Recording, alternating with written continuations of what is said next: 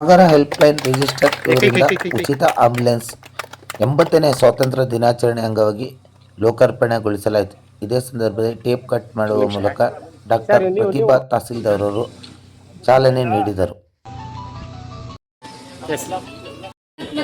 ಸಂದರ್ಭ ಅಂತಾನೆ ಹೇಳ್ಬೇಕಾಗುತ್ತೆ. ಈ ದಿನ ಸಾಗರ್ ಹೆಲ್ಪ್ ಲೈನ್ ವತಿಯಿಂದ ಉಚಿತ ಆಂಬ್ಯುಲೆನ್ಸ್ ಸೇವೆಯನ್ನ ಇವತ್ತು ಲೋಕಾರ್ಪಣೆ ಮಾಡ್ತಾ ಇದ್ದೇವೆ. ನಿಜಕ್ಕೂ ಕೂಡ ಇದೊಂದು ಮಾನವೀಯ ಕೆಲಸ ಆಗಿದೆ. ನಾವು ಎಷ್ಟೋ ಕೆಲಸಗಳನ್ನ ನೋಡಿದೀವಿ, ಆದ್ರೆ ಇಲ್ಲಿ ಯುವಕರೇ ಸೇರ್ಕೊಂಡು, ಯಾರು ದೊಡ್ಡ ಒಂದು ಶ್ರೀಮಂತರು ಅಲ್ಲ, ಏನು ಅಲ್ಲ, ತಾವು ಅನುಭವಿಸಿದ ಕಷ್ಟ ಇನ್ನೊಬ್ಬರಿಗೆ ಬರಬಾರದು ಅನ್ನೋದನ್ನ ಗಮನದಲ್ಲಿಟ್ಟುಕೊಂಡು ಯುವಕರೇ ಸೇರ್ಕೊಂಡು ಈ ಒಂದು ಸಾಗರ್ ಹೆಲ್ಪ್ ಲೈನ್ ಅನ್ನ ಪ್ರಾರಂಭ ಮಾಡಿ ನಮ್ಮ ಸಾಗರ ತಾಲೂಕಿನಲ್ಲಿ ಅವಶ್ಯಕತೆ ಇರುವವರಿಗೆ ಒಂದು ಉಚಿತವಾದಂತಹ ಆಂಬ್ಯುಲೆನ್ಸ್ ಸೇವೆಯನ್ನ ಇವತ್ತು ಲೋಕಾರ್ಪಣೆ ಮಾಡ್ತಾ ಇದ್ದೀರಾ.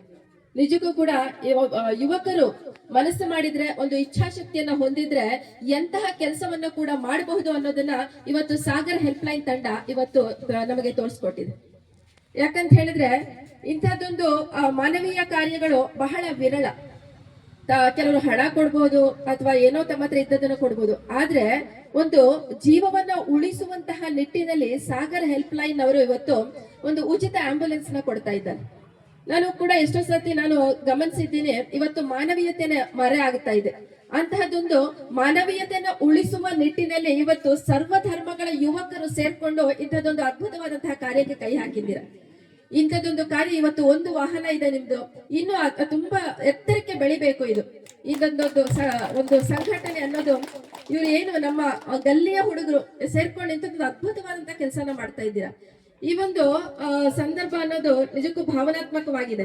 ಯಾಕಂದ್ರೆ ನಾವು ಕೂಡ ತುಂಬಾ ಕಾರ್ಯಕ್ರಮಗಳನ್ನ ನಾವು ಅಟೆಂಡ್ ಮಾಡ್ತೀವಿ. ಇಲ್ಲಿ ಮಾನವೀಯತೆನೇ ಮೈತಾಳಕ್ಕೆ ಬಂದಂತಾಗಿದೆ. ಇಲ್ಲಿ ಎಲ್ಲ ಧರ್ಮಗಳವರು ಕೂಡ ಎಲ್ಲ ಧರ್ಮಗಳಿಗಿಂತ ಹೆಚ್ಚಾಗಿ ಮಾನವೀಯ ಧರ್ಮನೇ ದೊಡ್ಡದು ಅನ್ನೋದನ್ನ ತಾವೆಲ್ಲರೂ ಕೂಡ ಇವತ್ತಿಲ್ಲಿ ತೋರಿಸ್ಕೊಟ್ಟಿದ್ದೀರಾ. ಇಲ್ಲಿ ಪ್ರಾರಂಭದಲ್ಲಿ ಫರ್ಹಾನ್ ತುಂಬಾ ಚಂದಾಗಿ ಹಾಡನ್ನ ಹಾಡಿದ. ನಿಜಕ್ಕೂ ಕೂಡ ನನಗೆ ಹೃದಯ ತುಂಬಿ ಬರುತ್ತೆ, ಕಣ್ತುಂಬಿ ಕೂಡ ಬಂತು.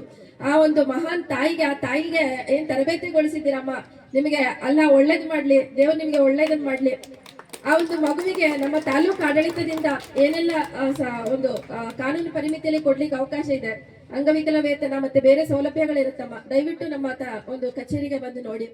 ಯಾಕಂತ ಹೇಳಿದ್ರೆ ಇಲ್ಲಿ ಯಾರು ಸಂಕಷ್ಟದಲ್ಲಿ ಇರ್ತಾರೆ ಅವರಲ್ಲಿ ದೇವರನ್ನ ಕಾಣಬೇಕು ಅಂತ ಹೇಳ್ತಾರೆ. ನಾವು ಹಿರಿಯರಲ್ಲಿ ಒಂದು ಮಾತು ಹೇಳಿದ್ದಾರೆ ನಮಗೆ, ಜನಸೇವೆಯೇ ಜನಾರ್ದನ ಸೇವೆ ಅಂತ ಹೇಳಿದ್ದಾರೆ. ಅಂದ್ರೆ ಜನರನ್ನ ಸೇವೆ ಮಾಡಿದ್ರೆ ನಾವು ದೇವರನ್ನ ಸೇವೆ ಮಾಡಿದ ಹಾಗೆ ಅಂತ ಹೇಳಿ. ಹಿರಿಯರು ಇನ್ನೂ ಒಂದು ಮಾತು ಹೇಳಿದ್ರು, ದಯೆಯೇ ಧರ್ಮದ ಮೂಲವಯ್ಯ ಅಂತ ಹೇಳಿದ್ರು. ಅಂದ್ರೆ ಆ ದಯೆ ಅನ್ನೋದು ಯಾವುದೇ ಒಂದು ಸೀಮಿತ ಧರ್ಮಕ್ಕಿರೋದಲ್ಲ, ಎಲ್ಲ ಮಾನವೀಯರಲ್ಲಿ ಕಂಡು ಬರಬೇಕಾದಂತಹ ಒಂದು ಧರ್ಮ ಆಗಿದೆ ದಯೆ ಅನ್ನೋದು. ಆ ದಯೆಯನ್ನ ಒಂದು ಮೂಲ ಮಂತ್ರವನ್ನಾಗಿಟ್ಟುಕೊಂಡು ಇವತ್ತು ಆಂಬ್ಯುಲೆನ್ಸ್ ಅನ್ನ ನೀವು ಕೊಡ್ತಾ ಇದ್ದೀರಿ.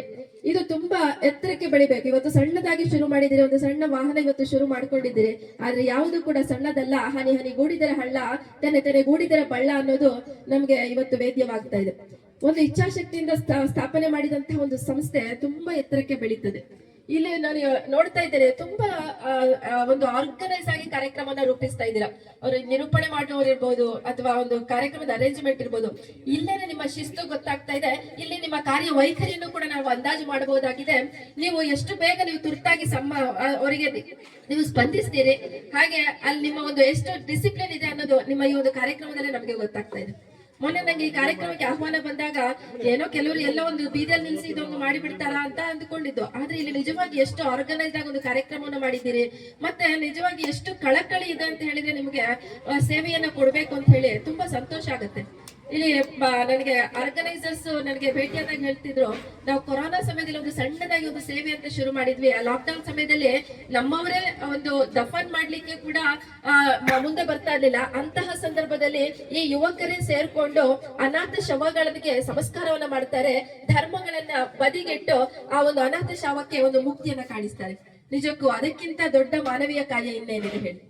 ಇಂತಹ ಸಂದರ್ಭದಲ್ಲಿ ಅವರು ನಮ್ಮ ತೀನಾ ಶ್ರೀನಿವಾಸ್ ಅವರು ಮಾತನಾಡ್ತಾ ತುಂಬಾ ಕೆಲಸಗಳನ್ನ ಇದ್ರ ಬಗ್ಗೆ ಹೇಳಿದ್ರು. ನನಗೆ ನಿಜಕ್ಕೂ ಕೂಡ ತುಂಬಾ ಸಂತೋಷ ಆಗ್ತಾ ಇದೆ. ನಮ್ಮ ಸಾಗರ ತಾಲೂಕಿನಲ್ಲೂ ಇಂತಹ ಒಂದು ಸೇವಾ ಮನೋಭಾವವುಳ್ಳ ಒಂದು ಹೆಲ್ಪ್ ಲೈನ್ ಇದೆ ಅಂತ ಹೇಳಿದಾಗ ತುಂಬಾ ಸಂತೋಷ ಆಗುತ್ತೆ. ಯಾಕಂತ ಹೇಳಿದ್ರೆ ಎಲ್ಲವನ್ನು ಕೂಡ ಸರ್ಕಾರವೇ ಮಾಡ್ತದೆ ಅಂತ ಕಾಯ್ತಾ ಕೂತ್ರೆ ಖಂಡಿತ ಸಾಧ್ಯ ಆಗೋದಿಲ್ಲ. ಇಲ್ಲಿ ನಾವು ಸಮಾಜದಿಂದ ಎಷ್ಟೊಂದು ಪಡೆದುಕೊಳ್ತೇವೆ, ಆದ್ರೆ ಸಮಾಜಕ್ಕೆ ಹಿಂದಿರುಗಿಸುವಂತಹ ಯೋಚನೆಯನ್ನ ನಾವು ಮಾಡೋದಿಲ್ಲ.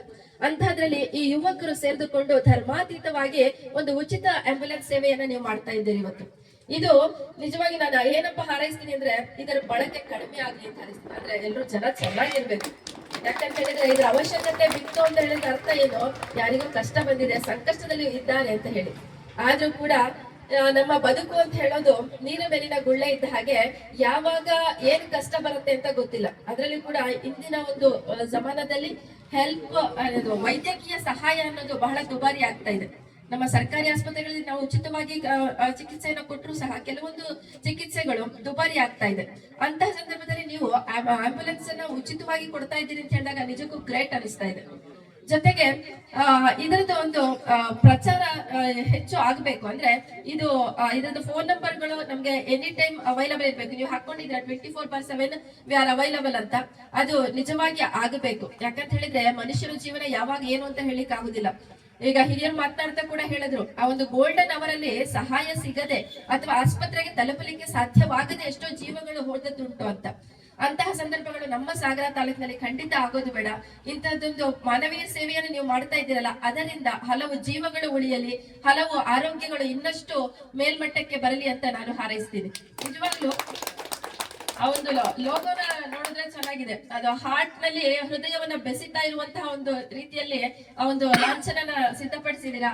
ನಿಜಕ್ಕೂ ಕೂಡ ನಿಮ್ಮ ಒಂದು ಏನು ಕ್ರಿಯೇಟಿವಿಟಿ ಇದೆ ಅಥವಾ ಮಾನವೀಯ ಸ್ಪರ್ಶದ ಬಗ್ಗೆ ಎಷ್ಟು ನಿಮ್ಮ ಕಳಕಳಿ ಇದೆ, ನಿಜವಾಗಿ ಎಷ್ಟು ಚೆನ್ನಾಗಿ ನೀವು ಸೇವೆಯನ್ನ ಕೊಡ್ಬೇಕಂತ ಬಯಸ್ತಾ ಇದ್ದೀರಾ, ಅದೆಲ್ಲದೂ ಕೂಡ ನಿಮ್ಮಿಂದ ಸಾಧ್ಯವಾಗ್ಲಿ. ಯಾಕಂತ ಹೇಳಿದ್ರೆ ಇಲ್ಲಿ ಎಷ್ಟೋ ಸರ್ತಿ ಜನ ಕಾರ್ಯವನ್ನು ಪ್ರಾರಂಭ ಮಾಡ್ತಾರೆ, ಆದ್ರೆ ಮುಂದುವರಿಸಲಿಕ್ಕೆ ಏನೇನೋ ಅಡೆತಡೆಗಳು ಬರುತ್ತೆ. ಆದ್ರೆ ಇಲ್ಲಿ ನಿಮ್ಮ ಉತ್ಸಾಹವನ್ನು ನೋಡಿದಾಗ ಖಂಡಿತ ಯಾವುದೇ ಅಡೆತಡೆ ಬರೋದಿಲ್ಲ. ನಮ್ಮ ತಾಲೂಕು ಆಡಳಿತದಿಂದ ಕೂಡ ನಿಮಗೆ ಯಾವುದೇ ಸಂದರ್ಭದಲ್ಲಿ ನಮ್ಮ ಕಾನೂನಿನ ಪರಿಮಿತಿಯೊಳಗೆ ಏನೇ ಸಹಾಯ ಬೇಕಿದ್ರು ಖಂಡಿತ ನಾವು ನಿಮ್ಮ ಜೊತೆಗಿದ್ದೇವೆ. ಯಾವುದೇ ಸಂದರ್ಭದಲ್ಲಿಯೂ ಕೂಡ ಒಬ್ಬ ದಂಡಾಧಿಕಾರಿಯಾಗಿ ನನ್ನ ಕಾನೂನು ಪರಿಮಿತಿಯೊಳಗೆ ಏನೆಲ್ಲ ಸಹಾಯ ಮಾಡಬಹುದು ಖಂಡಿತ ನಾನು ಕೂಡ ನಿಮ್ ಜೊತೆಗಿರ್ತೀನಿ. ಯಾಕಂದ್ರೆ ಎಷ್ಟೋ ಸರ್ತಿ ನಮ್ಗೆ ಮನಸ್ಸಿದ್ರು ಕೂಡ ಸಹಾಯ ಮಾಡ್ಲಿಕ್ಕೆ ಆಗೋದಿಲ್ಲ. ಆದ್ರೆ ಇಂಥ ಯುವಕರೊಟ್ಟಿಗೆ ನಾವು ಕೂಡ ಕೆಲಸ ಮಾಡೋದು ಅಂದ್ರೆ ತುಂಬಾ ಖುಷಿ ಆಗತ್ತೆ. ಕೇಳ್ಪಟ್ಟೆ ರಕ್ತದಾನ ಶಿಬಿರಗಳನ್ನ ಮಾಡಿದ್ದಾರೆ, ಸ್ವತಃ ರಕ್ತ ಕೂಡ ಕೊಟ್ಟಿದ್ದಾರೆ, ಎಷ್ಟೋ ಜನರಿಗೆ ಆಸ್ಪತ್ರೆ ಇದ್ದವರಿಗೆ ಸೇವೆ ಮಾಡಿದ್ದಾರೆ, ಬಡವರಿಗೆ ಆಹಾರ ಕೊಟ್ಟಿದ್ದೀರಾ, ಬಟ್ಟೆ ಕೊಟ್ಟಿದ್ದೀರಾ. ಇಂಥದ್ದಕ್ಕಿಂತ ಇನ್ಯಾವ ಕೆಲಸಗಳು ಶ್ರೇಷ್ಠ ಅಂತ ಅನಿಸ್ಕೊಳ್ಳೋದೇ ಇಲ್ಲ.